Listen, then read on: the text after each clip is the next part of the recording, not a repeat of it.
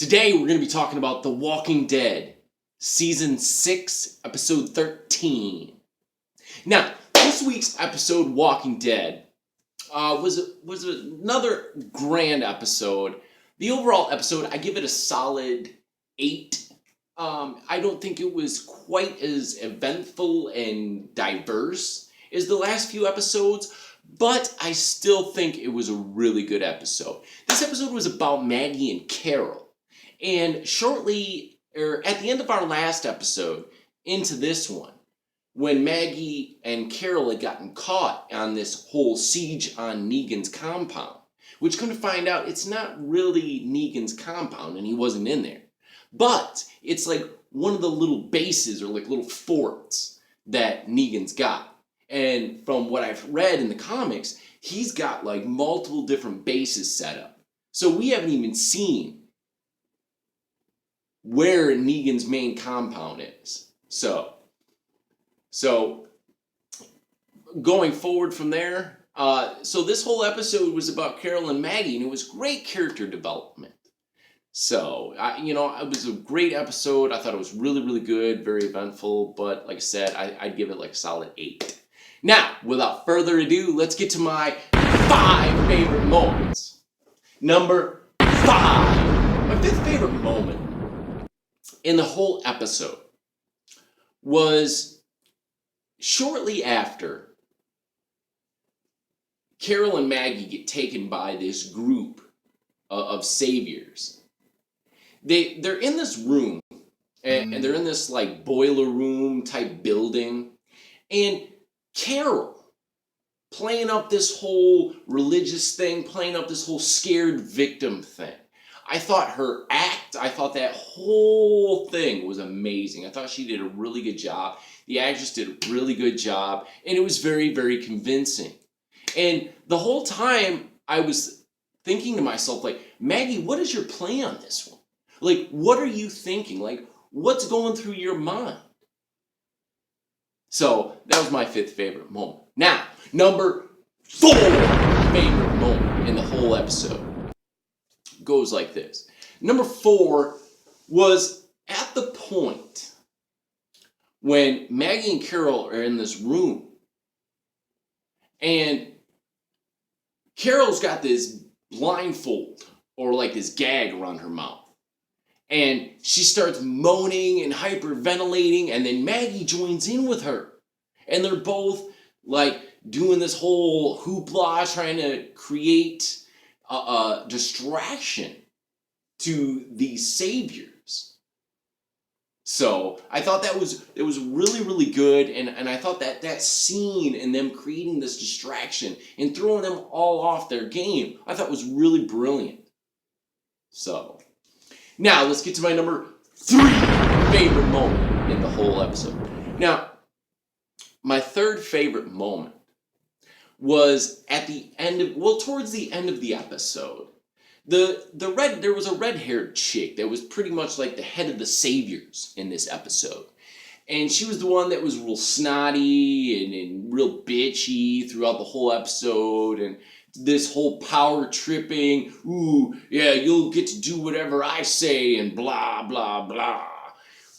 Like, the moment when she dies at the end was so good. And the way she dies, this whole back and forth with Carol, and they're fighting, and this struggle between them. And then she gets thrown into one of those poles, and then it goes right through her. And then a walker bites her face, and she dies. Just absolutely brilliant. Just a flawless scene. It was very captivating. Now, my number 2 favorite moment in the whole episode goes like this. Okay? Number 2 was at the end of the episode. It was towards the end. The 2 and 1 were at the end of the episode. Number 2 went like this. In the end, Maggie is struggling with this dark-haired woman. And she's like, oh, you lying bitch. And she's all like, and swinging the knife at her, right? So Maggie's against the wall, and like the blade sweeps across her stomach and it cuts her shirt. And out of nowhere, Carol walks right around the corner. No words, no thoughts, no nothing. She just, pow, just point blank, no hesitation, no thought. And I called most of this during the episode. I really should start doing a live reaction to these videos, to Walking Dead, because if you watch my reaction when I'm actually watching the show, there's a lot of the time when I predict these things before they happen. Just like in the beginning of the episode. In the beginning of the episode, when she shoots that guy in the shoulder, I called it right then and there. I'm like, you watch. They're going to go through this whole episode. People are going to die. There's going to be all this travesty and bullshit going on. When Carol could have just went bam, then her and Maggie turn around, shoot the other two girls while the older one is walking up at the end, and they shoot her, bam, end of the episode. They go find Rick, and it's done. I called it, and then and it was perfect, because at the end of the episode, when Maggie and Carol are standing there, which, once again, this is one of those times when I have 5 favorite moments, but really, I could have extended this to like 6 or 7, because the moment when she puts the gasoline down the hallway and they go to start running and she closes the door and throws the cigarette down was really, really good. And I didn't expect it. I really didn't. That was one of the few things I didn't expect, was her lighting all these people on fire. Like, I didn't see that. But the whole process, I did see. Just a few little details I missed. So, without further ado, my number one favorite moment in the whole episode goes like this. My favorite moment wasn't the people getting lit on fire. Wasn't Carol being a badass again and blasting that chick. My favorite moment was at the very end of the episode. After the team has showed up and they're like, oh, hey, what happened here? And Carol and Maggie are like, yeah, we got him. Like, as badass as you guys are, do you expect us to be any less? See what I'm saying? Like, okay, I'm paraphrasing, okay. It wasn't, they didn't say that, but that's pretty much the gist. They walk up and, Glenn shows up and everybody shows up and they're surprised. Well, I mean, not really surprised. I mean, because we know how much of a badass Carol is, but, the team of Carol and Maggie working together and they took all these saviors out was really amazing. But that's not my favorite moment. My favorite moment is after Rick is talking to the last member of the saviors that they had captured, and he's like, where is this Negan guy? Was Negan in the building? And he's like, oh, you asshole, I am Negan. Well, I'm sorry it had to come to this. And just blasts him. No thought, no question, no him hawing back and forth. No, oh, he could not. No. Just pow! Right in the head. It was just a flawless moment. Rick at his finest. Just laying the law down. Getting back to that season 5 Rick Grimes that we all know and love, that took no shit from no one. So, now, my theory of the week. Here's my theory. My theory goes like this, okay? As more and more we head towards the end of the season. We're at episode 13 right now. We got 3 episodes left. So we're about to embark on the final arc of The Walking Dead this year. The final 3 episodes. Now my prediction goes like this. I've been reading a lot of reports online. I've been reading a lot of articles from not only cast and crew about the ending, the season finale, and how that's going to go. Now, here's my predictions. Now, stay tuned. Like I keep telling you, stay tuned to my reviews. Stay tuned to my videos every week. And you're going to be like, Spike, holy crap, you were right. And I'll be like, yeah, I know. Watch these things. Pay attention to these things. Now, keep in mind, I'm not always right. 95% right. But long and short end. So it goes like this. I don't think this is the first siege on Negan they're going to do.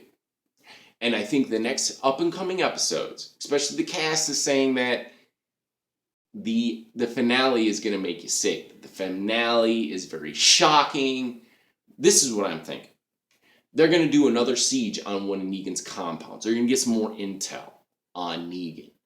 And what's going to end up happening is when they go to do the siege on Negan, either Negan or a big group of the Saviors is going to end up getting some of them trapped. And we're going to lose a lot of good people at the end of the episode. I'm calling it now. And I'm crossing my fingers that Negan actually gets to show up. Because Negan's actually, if you've been watching my reviews, Negan's actually the reason why I started watching the show in the first place. You know, my buddy Russell was telling me about, he's like, oh man, you know, you gotta watch The Walking Dead, this Negan guy, and now they're gonna have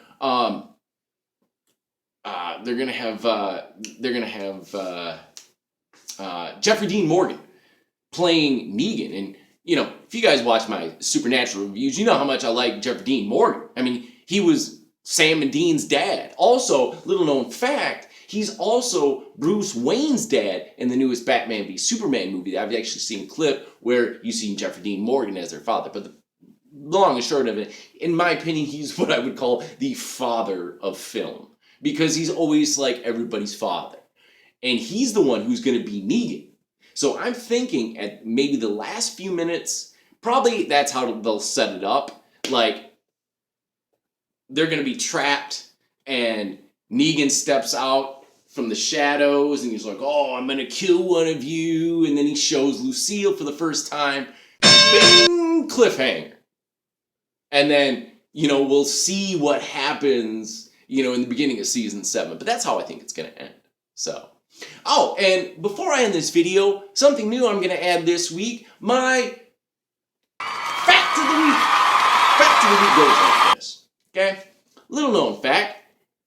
In the comic books, when Negan first shows up, he ends up killing Glenn. So, who knows? They might do that. Or they might kill somebody else. They might kill Daryl. We don't know. But in the comic books, they do kill Glenn.